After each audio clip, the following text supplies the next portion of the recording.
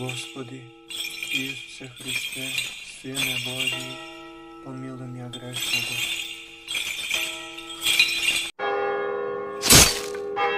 Полесно е на камилата да мине низ иглени уши, отколку на богатиот да влезе во Царството Божие. Во името на Отецот и Синот и Светиот Дух.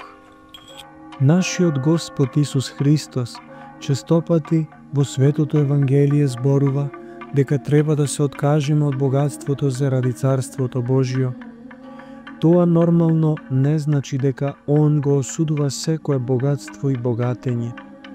Он бараше од богатото момче, како што слушнавме во денешното евангелско четиво, да се откаже од своето богатство.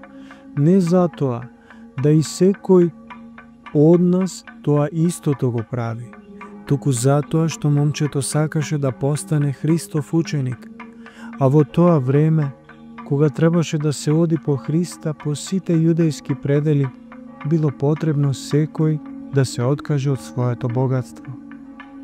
Навистина, Господ Христос им рече на богатите: тешко вам богати, зашто веќе сте ја примиле својата утеха. А уште пострашни зборови употреби кога им рече на апостолите: полесно е на камилата да мине низ иглени уши, отколку на богатиот да влезе во Царството Божие. Но и ова не е речено само затоа што богатството само по себе ги прави луѓето недостојни за Царството Божие, туку затоа што богатите честопати се приврзуваат за своето богатство, така што го забораваат Бога и спасението на својата душа. Зашто оние што сакаат да се збогатуваат, паѓаат во искушение, во примки и во многу неразумни и штетни желби, што го потопуваат човекот во пропаст и погибел. Како што вели светиот апостол Павле: кога веќе ни е познат ставот на православната црква, во поглед на материјалното богатство логично е да се запрашаме заради што човекот тешко може да се спротивстави на таа привлечност.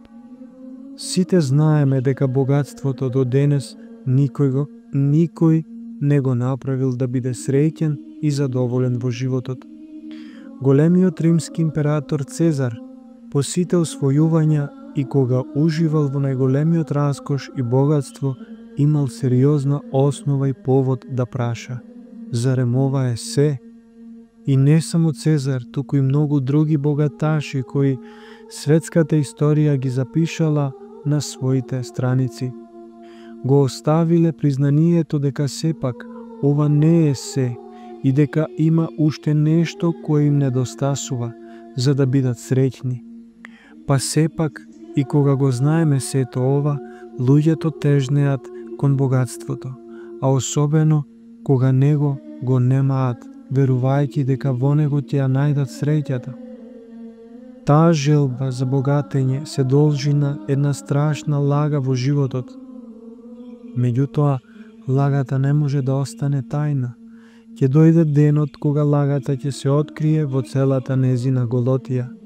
И пред таквиот човек, кој се лажел во текот на целиот свој живот, ќе се појави сликата на неговиот бесмислен живот.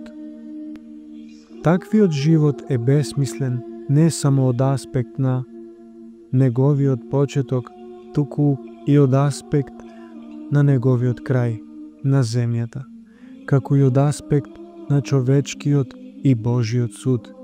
Да слушнеме што вели за тоа светиот Јован Златоуст: нашиот земен живот е театарска представа во која луѓето играат улоги на глумци.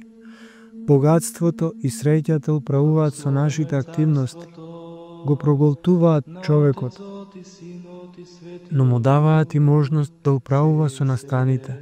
Но кога денот за представата сепак ќе помине, театарот ќе заврши. Тогаш и маските ќе паднат. Тогаш секому од нас ќе му се суди според делата.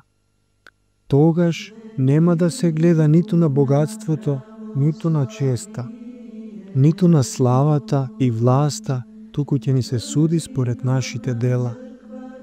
Богатството ги води некои луѓе кон скржавоста, а други пак кон неморалност. Скржавецот има свој господар, тоа е неговото богатство.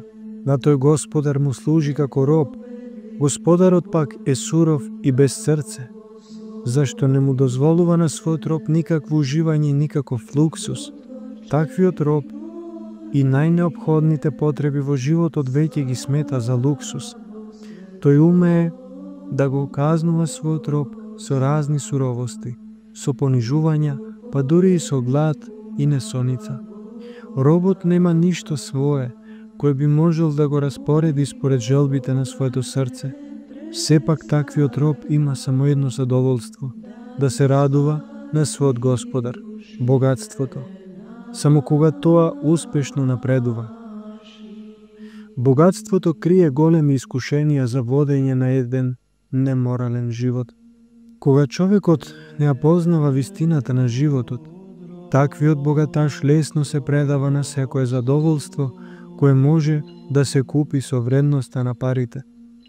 А со вредноста на парите може да се купат дури и жеста, и солзите, и совеста. Во својата книга «Философија на парите», германскиот професор по економија Симел пишува што зборуваат парите. Според него парите се предавник на човечкото срце, бидејќи ја предаваат тајната колку љубов има во човекот и во светот. Колку немилосрден и безпоштеден предавник се парите. Ако имаме богатство, тоа веднаш ќе не предаде што мислиме, што чувствуваме, што посакуваме и каква е нашата љубов кон луѓето. Парите ќе докажат дали тие се нашето единствено богатство, зашто каде што е богатството ваше, таму ќе биде и срцето ваше. Богатството може да го направи човекот горд и себичен, може да го направи самоуверен и воображен. Ова апостолот Павле го има во предвид кога вели: заповеда им на богатите од овој свет да не се гордеат, ниту да се надеваат на непостојаното богатство, туку на живиот Бог, кој ни дава за наслада се во изобилие. Нека прават добро, нека богатеат со добри дела, да бидат штедри и пристапливи. Богатството лесно може да го одврати човекот од Бога, затоа премудриот Соломон се моли: сиромаштија и богатство не ми давај. Храни ме со насушниот леб, да откако ќе се пренаситам, да не се откажам од Тебе и да кажам: кој е Господ? Големи се опасностите за душата кои доаѓаат од богатството. Кога човекот веќе ја изгубил вистината за животот, барем да можеше човекот да најде некакво големо задоволство во своето богатство. Барем кога би можел да рече: ете, се наситив, веќе имам доволно се. Но богатството не се заситува. Барем да можеше човекот да рече: ова е мое, или барем да можеше да се смири со помислата дека она што го има ќе може да го задржи. А токму тоа не е вечно. Како да добило крилја и да одлетало, или барем да беше во состојба, на некој начин да ја отфрли мислата. Откако ќе стекне богатство, дека ќе има доволно време да му се нарадува. Душо, имаш многу добра приготвени за многу години. Јади, пии и весели се. Но никој не може да го избрка стравот дека некој секој момент може да го раздели од неговото богатство. Безумниче, ноќеска ќе ти ја побарам душата твоја, тоа што си го приготвил, кому ќе му остане. Богатството може да пушти тренја во душата, да ја загуши, но оној кој ја познал вистината на животот, тој нема да биде слуга и бесправен роб на своето богатство, туку ќе биде во состојба разумно и достоинствено да управува со него. И како добар господар, правилно да го распоредува, таквиот нема да се потчини на власта на богатството, ниту ќе се препушти на неговото влијание. Тој ќе благодари на Бога, зашто во животот му е одредена една возвишена должност, давајќи му можност да извршува дела на божествената наука, дела на милосрдие, служење и љубов кон ближните. Да се радуваме зашто и такви луѓе има. Многу дела на лично жртвување кои богатите ги направиле сведочат за нивната слобода и независност од богатството. Науката која ни ја проповедаше Синот Божи, Господ Исус Христос, е наука за вистината. Во таа вистина се огледува вредноста на секое земно богатство. Кој ја има таа вистина, тој е богат. Таквиот човек има богатство кое никој не може да му го земе, кое не е привремено, не е минливо, кое не поробува, туку ослободува. Тоа е богатство кое заситува и кое ја гасне жетта за среќата. Тоа е богатство за вечниот живот. Секој нека го користи она кое го има, онолку колку му е потребно за себе и за своите, но да не заборава и на оние кои се во сиромаштија, туку да им помага според желбите на своето срце и според мерката на своите средства. Да го користиме она кое Бог ни го дал, зашто апостолот Павле уште еднаш не поучува. Доброчинството и милосрдноста не ги заборавајте, зашто такви жртви му се благоугодни на Бога. Амин.